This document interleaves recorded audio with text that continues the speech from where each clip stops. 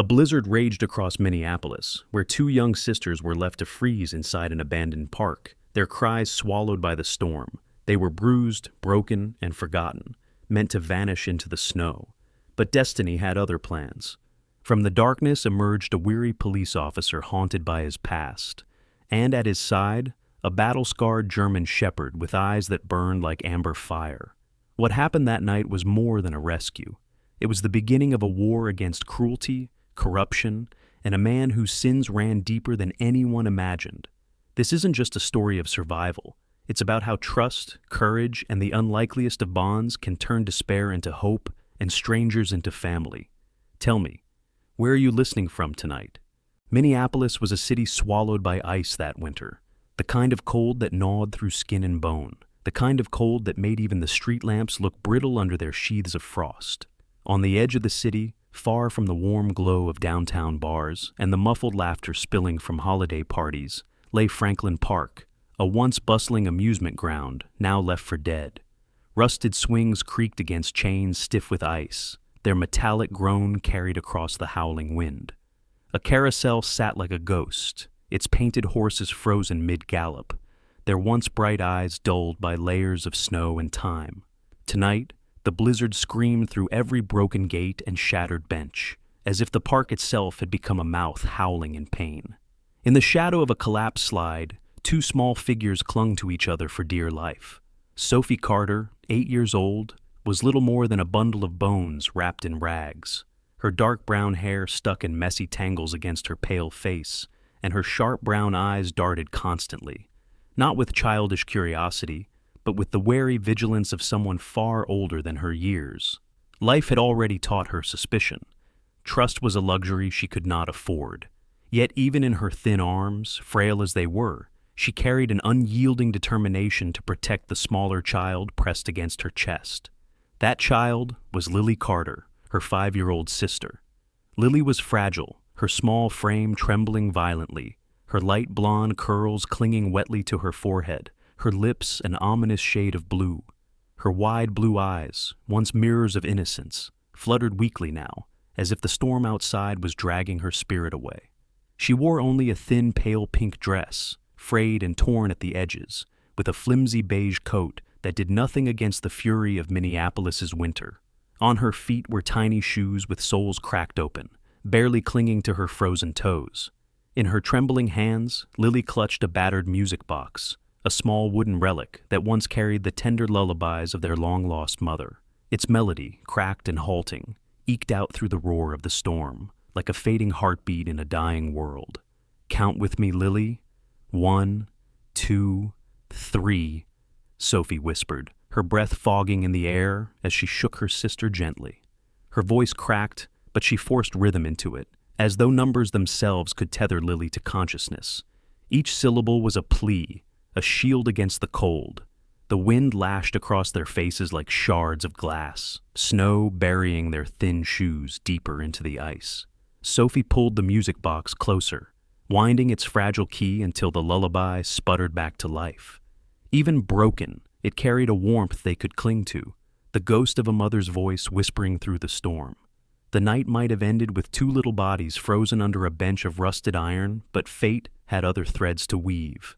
Far from the park, in the dim belly of Minneapolis's industrial quarter, neon lights buzzed above a dive bar where only the desperate gathered. Inside, the air smelled of stale beer and wet wool, of smoke curling in lazy trails above chipped tables. In a shadowed corner sat Hunter Collins, a man whose presence always drew a second glance. He was broad-shouldered, his frame thick with a menace that came not from training, but from cruelty exercised often. His black hair, slicked back with grease, caught the dim light, and the faint scar along his chin gave his face a permanent sneer. His cold eyes, dark and calculating, were the kind that stripped dignity from anyone they landed on. Hunter was the girl's stepfather, though he never earned the word. To him, Sophie and Lily were burdens, weights he bore only long enough to use and discard. He claimed discipline was his gift, that training made them strong, but his fists left bruises that told another story. And tonight, his cruelty stretched beyond the walls of his home. He leaned across the sticky bar table toward a thin, sharp-faced man with twitching hands. The man was dressed in layers of coats, each more ragged than the last, and his eyes darted toward the door, as if expecting betrayal at any moment. He was no friend, only a smuggler, a cog in the machinery of vice. Hunter's voice was low, guttural, meant to blend into the background music. "The shipment crosses the Canadian border next week," he muttered. "You keep your ends sealed tight, no slips, no mouths running." His tone carried no threat, because it didn't need one. His history was its own warning. The smuggler nodded nervously, his Adam's apple bobbing as he swallowed, muttering something about routes and drivers. But Hunter's attention wasn't fully on the man. It lingered instead on the thought of two small girls left behind in the blizzard. He smirked, imagining their silence becoming permanent, another loose end tied. In his world, human lives were as disposable as contraband. He raised his glass and drank, the ice clinking against his teeth like a private toast to cruelty.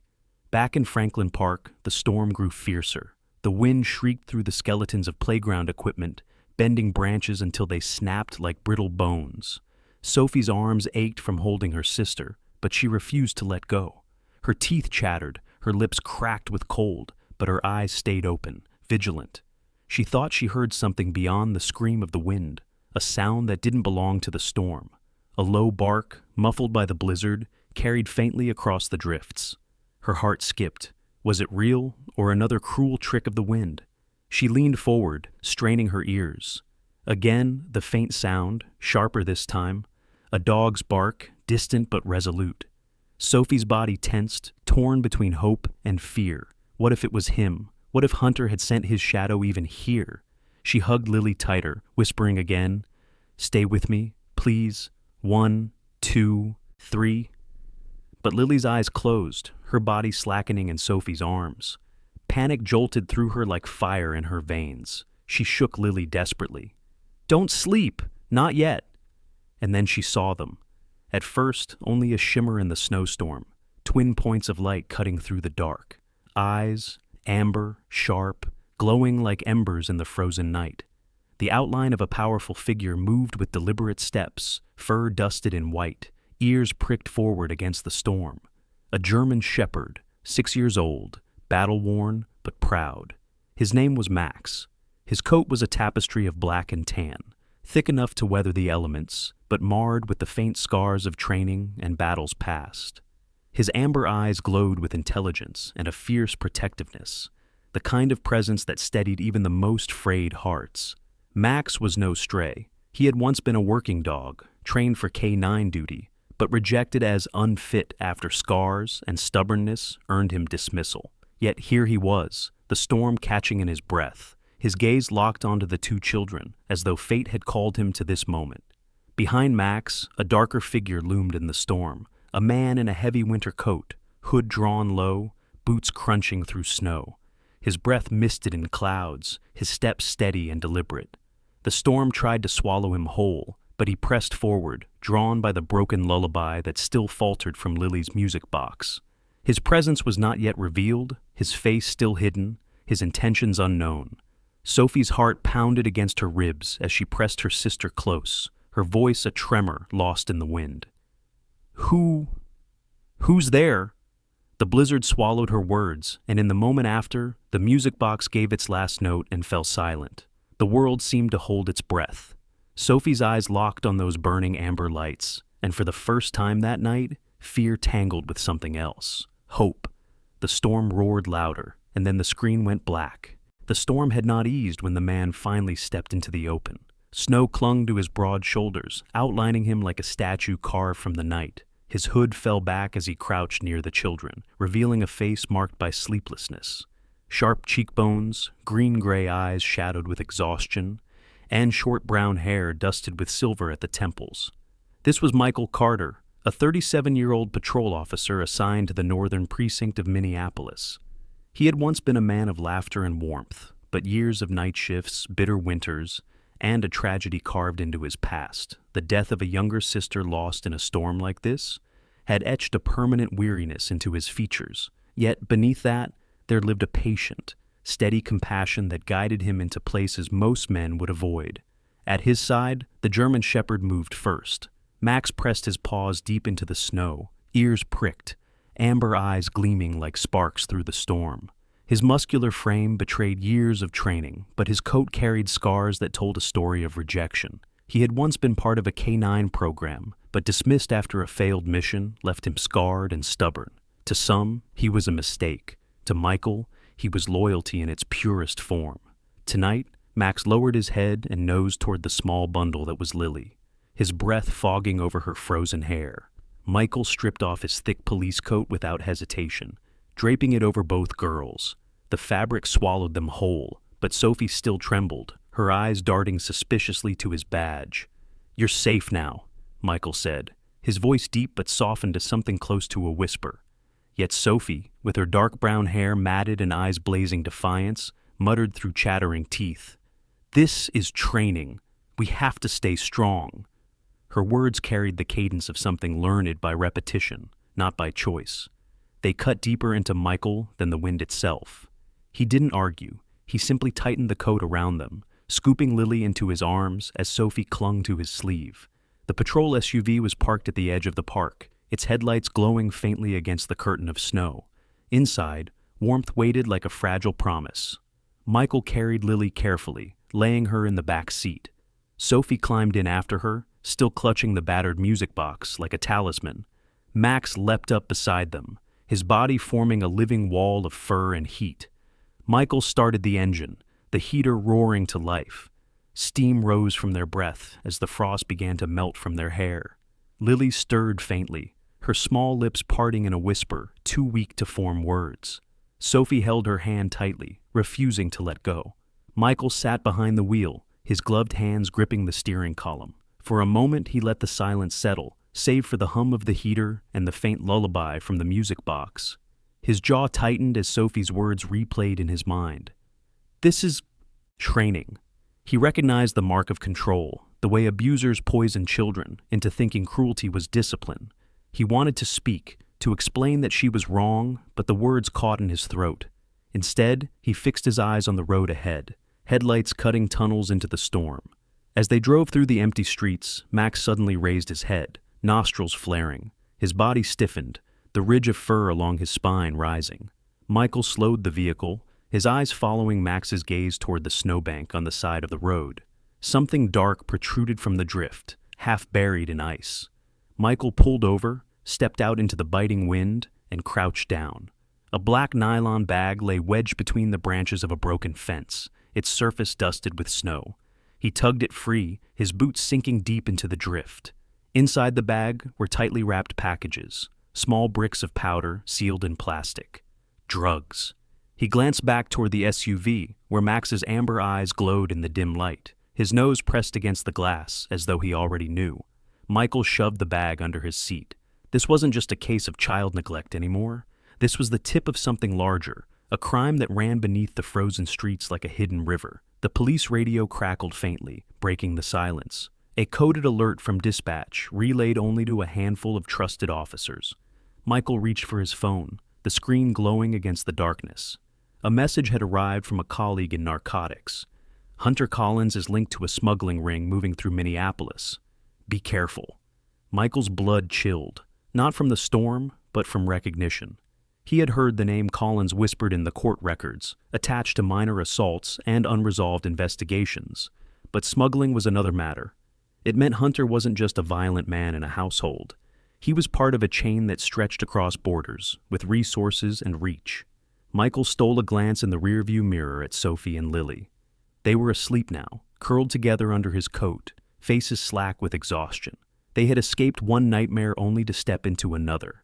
The heater roared as the SUV pressed through the drifts, but the warmth inside did little to thaw Michael's unease. His mind replayed the night his sister died, how he had been powerless to save her from the blizzard. Tonight, he refused to fail again. He clenched the steering wheel tighter, the leather groaning under his grip.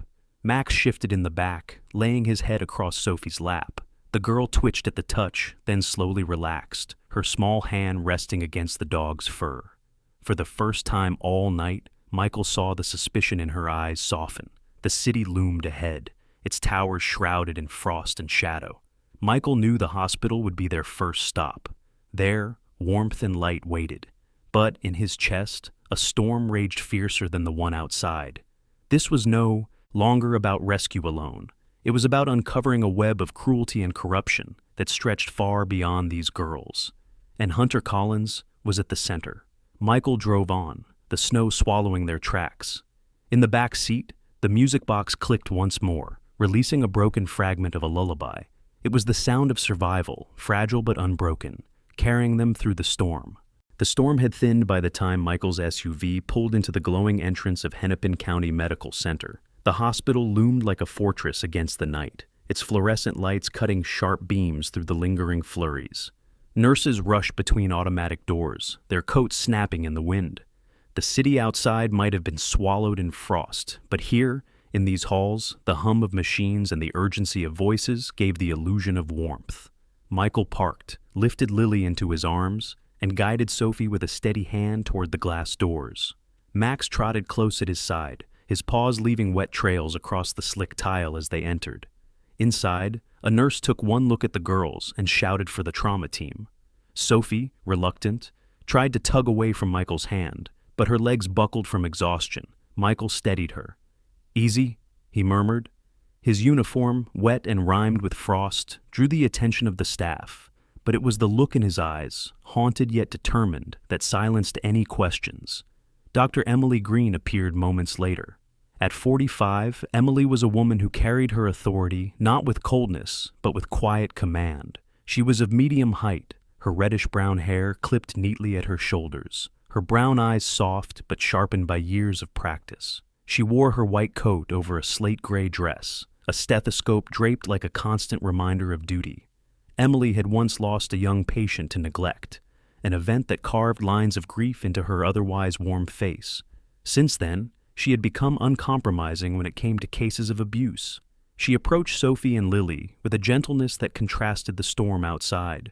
Her gloved hands examined their bruises, noting the dark welts across Sophie's back, the lash marks hidden beneath thin clothing, the frostbite blooming across Lily's toes. Multiple contusions, signs of prolonged neglect, frostbite injuries. "These children didn't stumble here by accident," she said firmly. She looked at Michael, who gave a silent nod. Rachel Adams arrived soon after, shaking snow from her olive-green coat. At 38, Rachel was a social worker who carried herself with quiet resilience. Petite but strong-willed, she had black hair tied neatly at the nape of her neck, glasses slipping down her nose, and a thick file bag slung across her shoulder. Rachel had a reputation for being thorough, sometimes to the point of stubbornness, but it came from her own childhood spent in foster homes, shuffled between strangers. She had vowed never to let children slip through cracks the way she once did. She knelt before Sophie, her eyes level with the girls. "You're safe now. My name is Rachel. I'm here to listen." But Sophie, clutching her music box, only stared in silence, her gaze still wary. While Emily and the nurses tended to Lily, Michael lingered near Sophie, his attention drawn to the small wooden music box in her lap. Its hinges creaked when she moved, the once bright paint worn pale by years of clutching.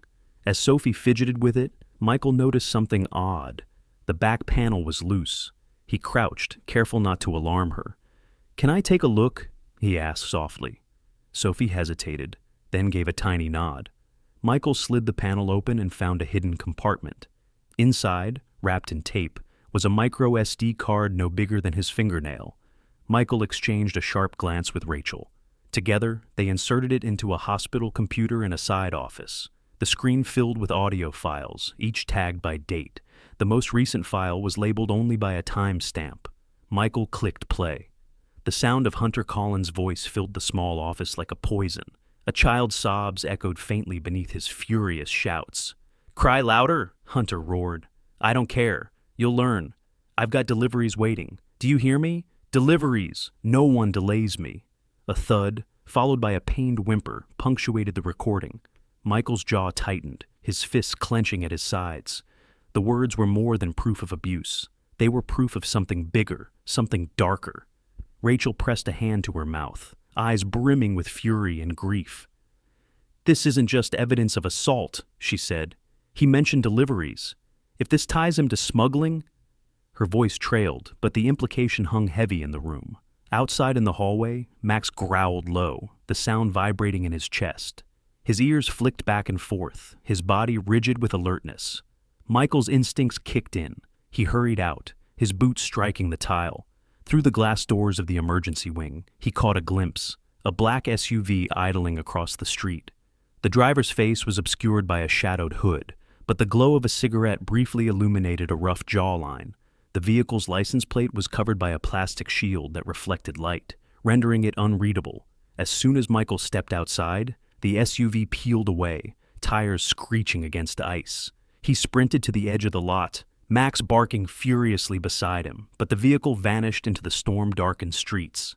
Michael knew in his gut it was no coincidence. Hunter had already realized the girls were alive, and he would not stop until the evidence was gone. Back inside, Rachel had continued reviewing the files. Her voice shook as she called Michael over. "Listen."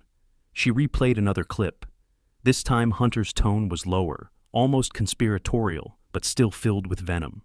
"The run goes tomorrow night. Same road through the border. No one interferes. Anyone talks, they disappear." Michael's chest grew tight. This wasn't just a family tragedy anymore. It was a map to a smuggling operation that stretched into Canada. He pressed a hand against the desk, his mind racing.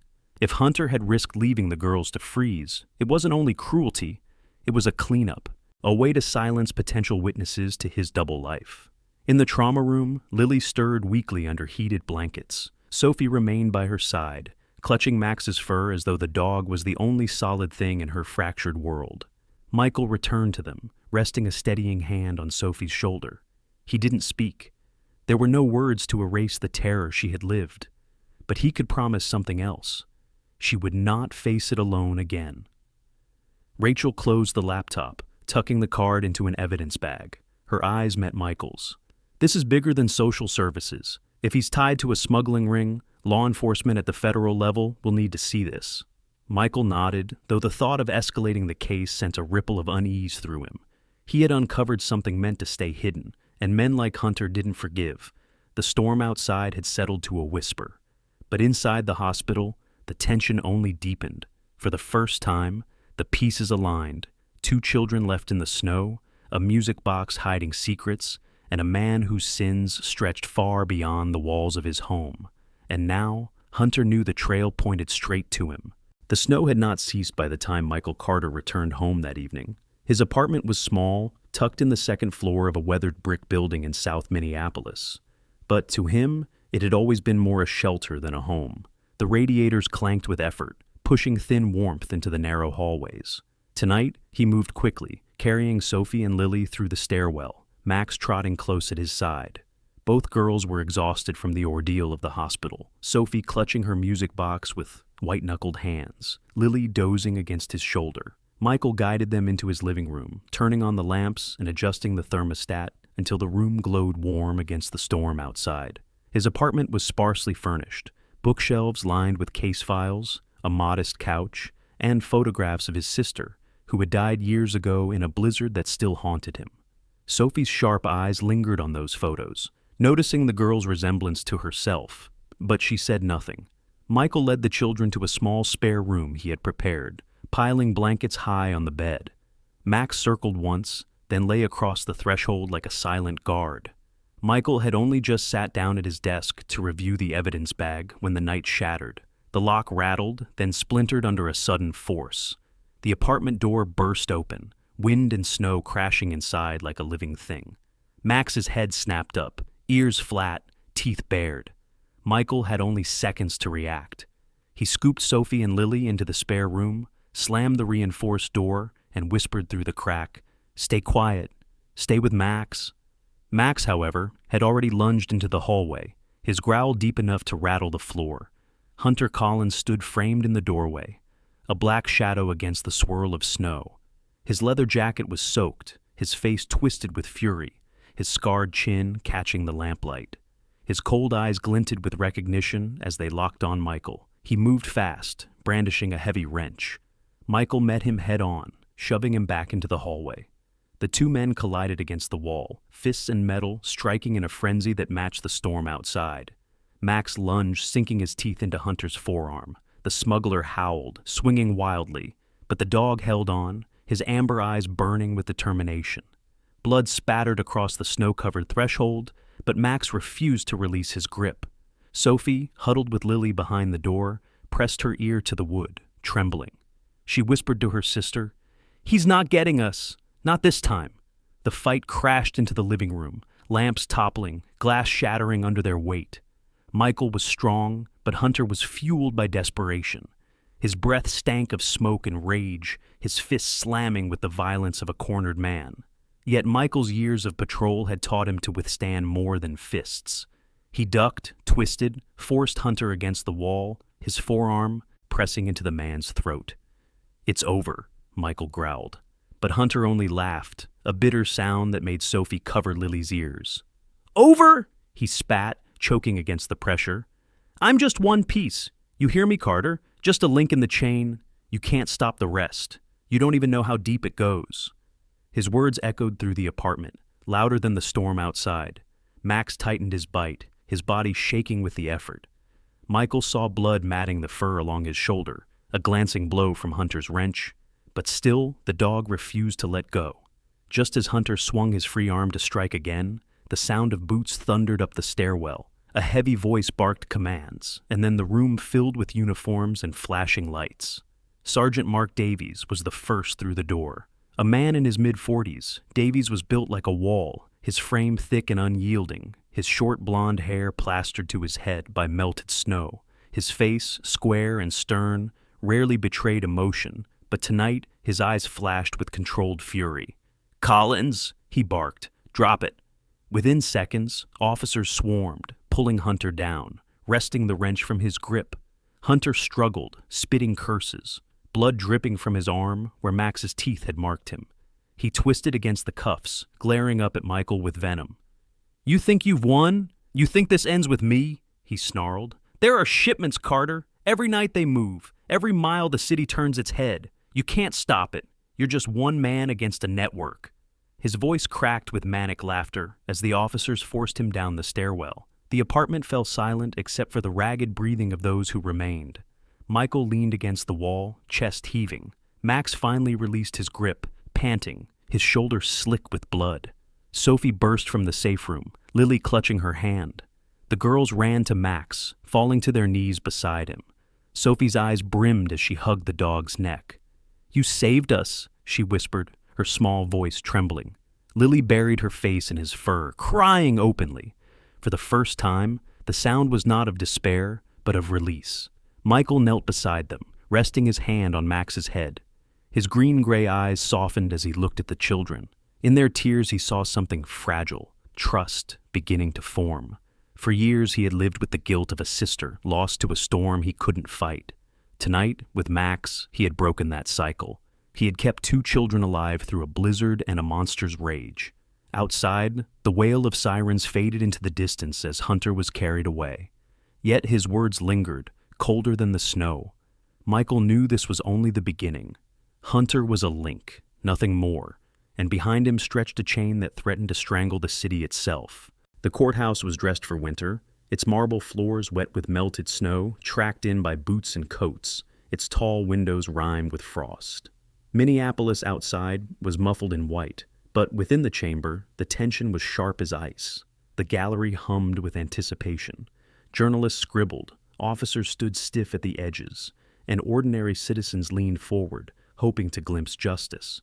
Michael Carter sat at the witness table, his uniform pressed, the silver badge gleaming faintly under the overhead lights. He looked tired, but resolute, his green-gray eyes fixed straight ahead. To his right, Sophie sat with her back straight, the little music box resting in her lap. Lily nestled against her sister, her blonde curls falling over her eyes as she held Max's paw. The German shepherd lay at their feet, his fur brushed smooth, but his amber eyes restless, always scanning, as if even this courtroom was not safe enough. Hunter Collins entered flanked by deputies, his wrists chained. He had lost the swagger of the street, but not the sneer. His dark eyes darted from Michael to the girls, narrowing when he saw the music box. For a moment, his lips twisted as if he wanted to spit venom, but the weight of the courtroom pressed his jaw shut. Presiding over the trial was Judge Rebecca Halpern. She was 58, her hair streaked salt and pepper, tied back tightly to reveal a stern yet intelligent face. Her black robe swept around her dignified form as she sat high above the room. Rebecca had been on the bench long enough to see every attempt at manipulation, and the years had only sharpened her intolerance for lies.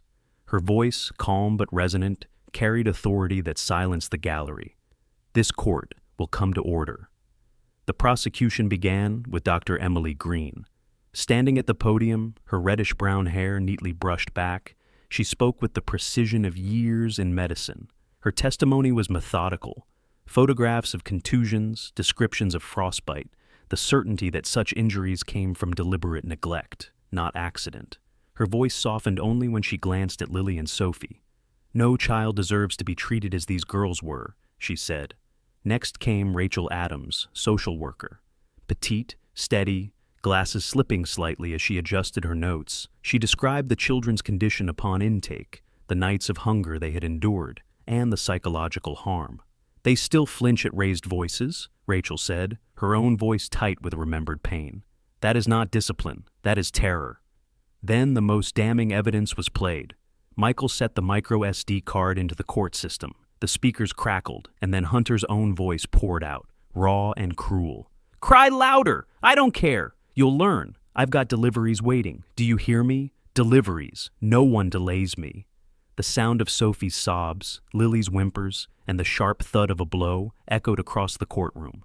Gasps rippled through the gallery. Hunter's attorney, a slick-haired man with a thin frame, leapt up to object. "Your Honor, my client's words were—" But Judge Halpern cut him short with a single raised hand. "The evidence speaks for itself." At that moment, the defense collapsed. Hunter's narrative of discipline was exposed as cruelty, his excuses shattered by the raw brutality of his own voice. He slumped in his chair, chains rattling faintly as deputies shifted behind him. Lucas Hale rose for the prosecution's closing remarks. Lucas was in his early 40s, tall and lean, his brown hair combed neatly, his suit conservative, but his gray eyes sharp. Years of fighting for vulnerable children had given him a calm ferocity. "This case is not about discipline," he said, his voice carrying through the chamber. "It is about a man who abandoned his duty to protect, who inflicted pain for control, and who risked 2 young lives for his own convenience." Sophie and Lily survived a storm, not because of him, but in spite of him. They survived because a police officer and his partner, human and canine, chose to stand between cruelty and innocence. His hand gestured toward Michael and Max. "Justice demands we acknowledge that." The verdict was inevitable. Hunter was found guilty on multiple counts of child abuse and endangerment. As deputies pulled him away, he twisted once more to glare at Michael. "You think this ends here?" he hissed, his voice cracking. "I was thrown away, a pawn. The rest, you can't even imagine." His words were drowned by the clang of the courtroom doors closing. Judge Halpern leaned forward, her voice softer now. "This court recognizes Officer Michael Carter as the legal guardian of Sophie and Lily Carter." The gavel struck, and the case was done. That night, Minneapolis wore Christmas lights like fragile jewels against the snow. In Michael's small apartment, the radiators hummed, the windows glowing with condensation. A modest Christmas tree stood in the corner, its branches strung with ornaments borrowed from neighbors and simple paper stars Sophie had cut out herself. Lily, in a red sweater too big for her frame, balanced on tiptoe to hang a bauble, while Sophie carefully adjusted a strand of lights. Max sat proudly nearby, his bandaged shoulder hidden beneath his thick fur, watching the girls with patient amber eyes. Occasionally he wagged his tail when Lily leaned down to hug him mid-task. Michael strung the last of the garland, his broad frame moving carefully among the delicate branches. At last, Sophie knelt, setting the old music box under the tree. Its cracked surface reflected the glow of the lights. She pressed it gently and turned the key. The lullaby drifted into the room, still imperfect, but sweeter now. "It used to hold fear," Sophie whispered, her brown eyes soft as she looked at Michael and Lily. "Now, it's something else. Now, it's trust." Michael felt his throat tighten. He pulled both girls close, his arm around their small shoulders, Max pressing against them from the other side. In that moment, under the glow of Christmas lights, he let himself believe this was family. As they laughed, Lucas Hale's phone buzzed with a message from an FBI contact. He stepped out into the hallway, scanning the text. Evidence from SD card and intercepted packages confirm larger smuggling network. Collins was disposable, case expanding to interstate. Lucas exhaled, his gray eyes narrowing. The fight was far from over. Back inside, Michael knelt beside the girls, watching their faces light with wonder at the glowing tree. His green-gray eyes softened. He knew the words Hunter had shouted were true. The network still lurked in shadows. But tonight, in this small room, with 2 children and a scarred dog clinging to him, he had won something greater than a case. He had given them safety. He had given them a home. Snow tapped gently against the glass as Sophie leaned into his side. Lily hummed along to the broken lullaby. Max rested his head on Michael's knee, amber eyes half closed. For the first time in years, Michael let himself smile without reservation. The storm had not defeated them. From its depths, a new family had been born. And somewhere beyond their walls, a greater battle waited. But for tonight, hope burned bright. Sometimes the harshest storms bring the brightest light. What happened to Sophie, Lily, Michael, and Max was more than survival. It was a reminder that even in the coldest night, God can send help in unexpected forms. A weary officer, a scarred German shepherd, and the unshakable love of a child. Their story shows us that no pain is wasted, and no life is too broken for grace to reach. In our daily lives, we may not face blizzards or courtrooms, but we all carry battles no one else sees.